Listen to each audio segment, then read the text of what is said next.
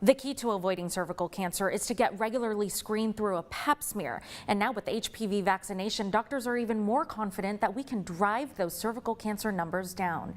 We sat down with gynecologic oncologist Tim Trung Nguyen from UCSF Fresno to learn more. Today we are talking about cervical cancer and the HPV vaccination. Thank you so much for joining me today, doctor. What is cervical cancer and the HPV vaccination? Cervical cancer is a disease that affected about 14,000 women a year in the U.S. and about 4,000 of these women will die from this disease. The problem is that we have effective screening method and vaccination that can prevent this disease, yet our women still die from it.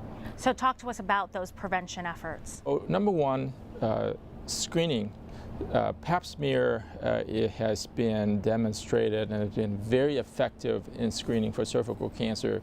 Not that long ago, in the 1940s, cervical cancer was #1 killer for women in terms of cancer. And since Pap smear was introduced, the rate of cervical cancer death had drastically improved, almost more than 75%. And why is that? Is it because the screenings can pick up precancerous cells? Correct. So it's get a swab of the cervical tissues and test this for any abnormality. It's not a diagnostic test for cervical cancer, it's a screening test. How often should a woman go get a pap smear? It depends on age range. So it's very simple to remember. If you're 21 and older, it's good to get a pap smear every 3 years. And 30 and above, there's different way of doing it.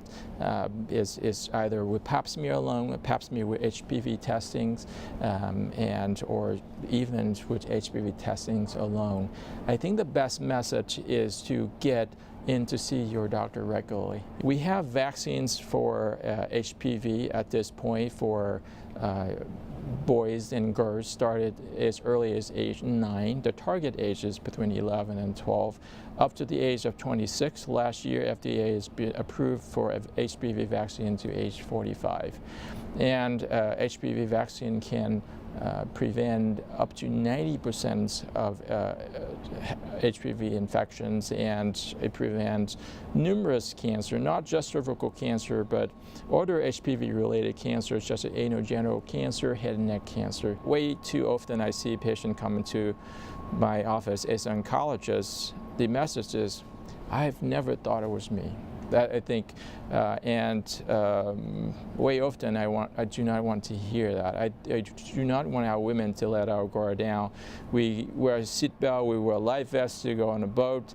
Let's get pap smear. I'm drawn to the Central Valley because there are certain pockets of Central Valley. When I was at Stanford, I see women coming from this area often have a more advanced disease, late diagnosis. Statistically, study demonstrates certain pockets of different counties and certain part of the county have very high rate of cervical cancer. And my hope is to get the message out. At the end of the day, knowledge is power. Thank you so much for your time, Dr. Nguyen. Knowledge is power. Thank you.